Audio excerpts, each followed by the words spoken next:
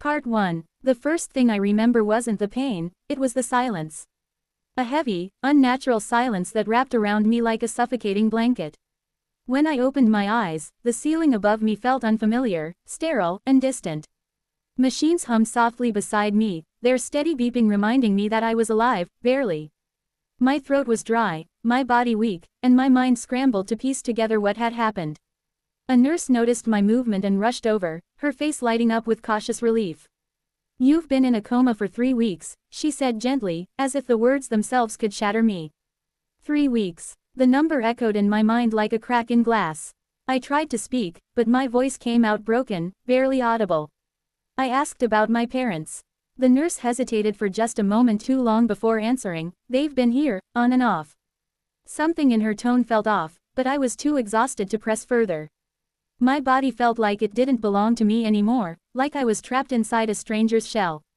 But even in that fragile state, a quiet unease began to grow inside me. The next day, my mom walked into the room with a smile that didn't quite reach her eyes. She hugged me tightly, almost too tightly, whispering how scared she had been, how she had prayed every day for me to wake up. I wanted to believe her. I needed to believe her. But something felt rehearsed, like she had practiced those words in front of a mirror. My dad stood behind her, pale and weak, leaning heavily on a cane. He looked worse than I remembered, his face drawn and tired. "We've been handling everything for you," my mom said, brushing my hair back like I was still a child. "Your bills, your accounts, don't worry about anything." I nodded slowly, grateful at first. It seemed logical, of course they would step in while I was unconscious. But the way she said it, with that strange sense of ownership, planted a seed of doubt in my chest. Days passed, and as my strength slowly returned, so did my awareness. I asked for my phone, my laptop, anything to reconnect with the world I had lost for 3 weeks. My mom hesitated again. "There's no rush," she insisted. "Focus on your recovery." But I could see it now, clear as day. She didn't want me to look. The moment I finally got access to my email, my stomach dropped. Notifications flooded the screen, bank alerts, confirmation emails, legal documents. My hands trembled as I opened them one by one. Transfers. Large ones. Hundreds of thousands of dollars moved out of my account. Signed authorizations. My name typed neatly at the bottom of each document. But I hadn't signed anything. A cold wave of realization crashed over me. I scrolled faster, my breathing becoming uneven. The total amount stared back at me like a cruel joke, $750,000 gone. Every dollar I had saved, invested, worked for over years, vanished while I lay unconscious in a hospital bed. "No," I whispered, my voice shaking. There had to be a mistake. Some kind of fraud, some external attack. But deep down, I already knew the truth I didn't want to face. When my mom returned that evening, I didn't waste time. I held up my phone, my hand trembling but steady enough. "What is this?" I asked, my voice sharper than I expected. Her expression flickered for a split second, fear, guilt, something unspoken, before it hardened into something defensive. "I don't know what you mean," she replied too quickly. "My accounts," I said, my chest tightening. $750,000. Transfers. Documents with my signature. I swallowed hard. I was in a coma. The room went silent. Then she sighed, as if I were the one being unreasonable. "We did what we had to do," she said, her tone suddenly cold. "You were unconscious. We needed access to your funds." My heart pounded so loudly I could hear it in my ears. "You forged my signature." "It's not forging," she snapped. "It's family taking care of family." The words hit me harder than any physical pain I had felt. I stared at her, searching for the mother I thought I knew, but she was gone, replaced by someone I didn't recognize. "Where is it?" I asked, my voice barely holding together. She hesitated, then gestured toward my dad. "Your father needs a transplant. It's expensive. We didn't have a choice."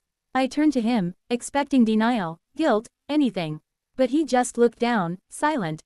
Something inside me broke in that moment. Not loudly, not dramatically, but quietly, like a thread snapping deep within my chest. "You stole from me," I whispered. My mom stepped closer, her expression softening again, but this time it felt manipulative. "We're your parents," she said. "And now we need you to help finish what we started." I frowned, confusion cutting through the anger. "What do you mean?" She met my eyes, her voice calm, almost expectant.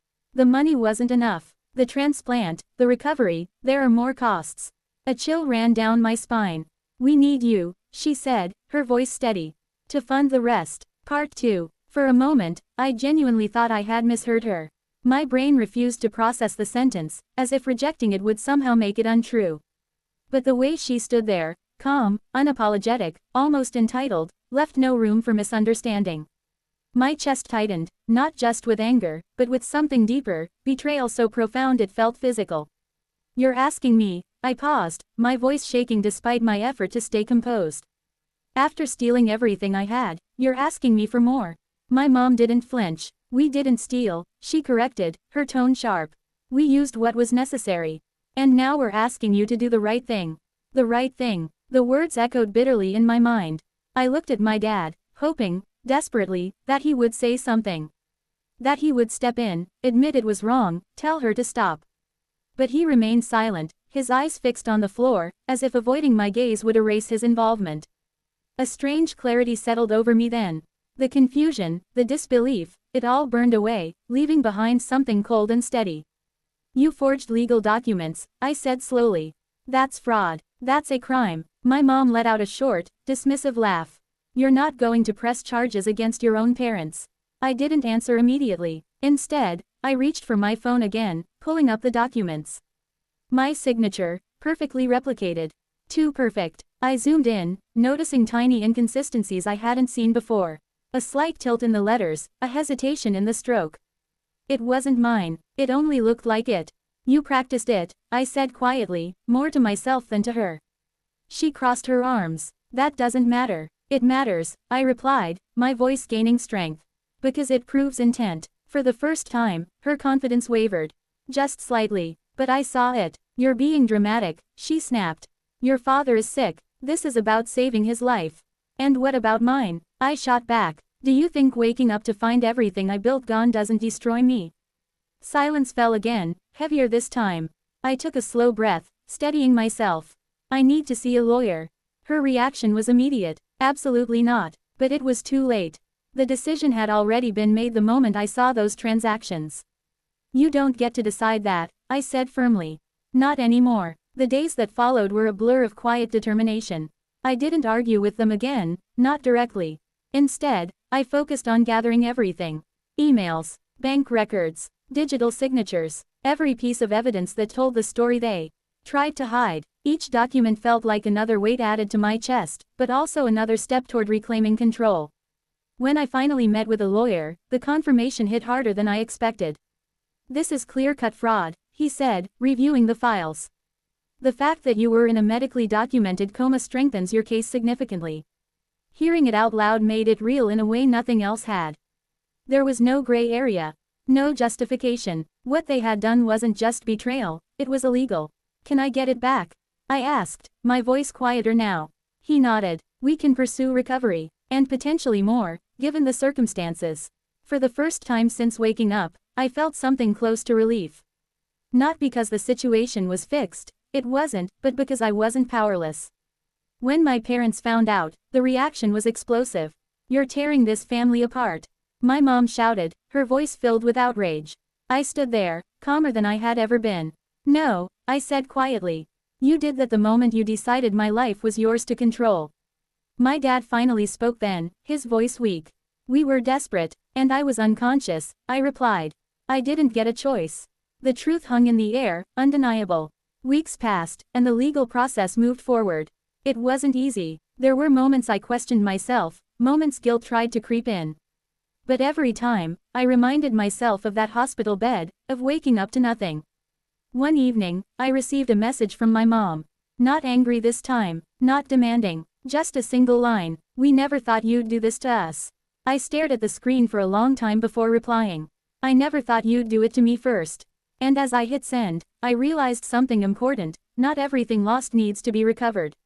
Some things, once broken, aren't meant to be repaired.